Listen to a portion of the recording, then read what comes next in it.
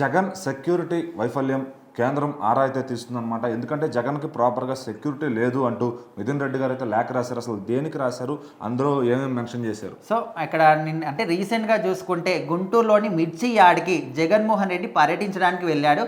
So అక్కడికి వెళ్ళినప్పుడు మాత్రం ఇప్పుడున్నటువంటి కూటమి ప్రభుత్వం ఆయనకి ఎలాంటి సెక్యూరిటీని కూడా అంటే ప్రొవైడ్ చేయలేదు. ఆయనే ఒక వ్యక్తి మాజీ సీఎంగా ఉన్నటువంటి ఒక వ్యక్తికి సంబంధించి Z+ కేటగిరీ అంటే సెక్యూరిటీ ఉన్నప్పటికీ కూడా మీరు ఏ మాత్రం కూడా సెక్యూరిటీ విషయంలో ఆయనకు సపోర్ట్ చేయలేదు.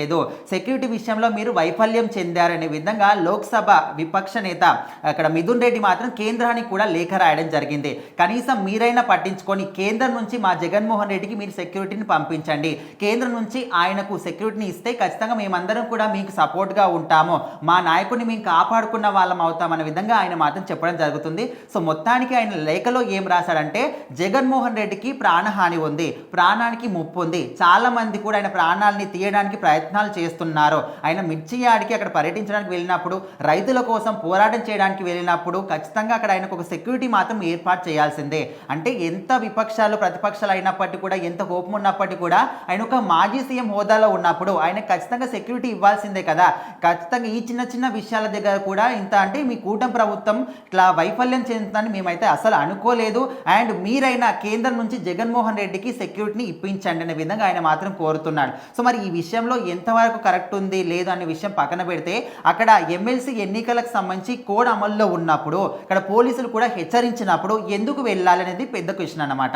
అంటే ఎక్కడైనా కావచ్చు, అది సీఎం అయినా, మాజీ సీఎం అయినా, పిఎం అయినా, డిప్యూటీ సీఎం అయినా, ఇంకెవరైనా కావచ్చు, ఎన్నికల కోడ్ అమల్లో ఉన్నప్పుడు ఖచ్చితంగా ఆ ఏదైతే చట్టం ఉంటుందో చట్టానికి విరుద్ధంగా ఎవరు కూడా వ్యవహరించొద్దు. ఆ కోడ్ అమల్లో ఉన్నప్పుడు బహిరంగ ప్రదేశాల్లో సభలు కానీ, ర్యాలీలు కానీ, ధర్నాలు కానీ, ఒక గ్రూప్ ఆఫ్ మెంబర్స్ ఒక దగ్గర జాయిన్ అవ్వడం కానీ ఇలాంటివి ఏవి కూడా చేయొద్దు. సో ఇలాంటివి చేసినప్పుడు అది పిఎం అయినప్పటికీ కూడా ఎన్నికల కోడ్కు సంబంధించిన అధికారులు మాత్రం ఖచ్చితంగా యాక్షన్ తీసుకుంటారు. సో మరి ఇక్కడ పోలీసులు హెచ్చరించినప్పటికీ కూడా ఆయన మిర్చి యార్డ్కి వెళ్ళి ఈ విధంగా ఒక మీటింగ్ని ఏర్పాటు చేయడం అసలు కరెక్ట్ కాదు. అండ్ అందులోనూ మరి సెక్యూరిటీ ఇవ్వలేదు. మరి మీరు ఇక్కడ రూల్స్ పెట్టినప్పుడు ఆ రూల్స్ని క్రాస్ చేసి వెళ్ళినప్పుడు సెక్యూరిటీ ఎందుకు ఇస్తారు?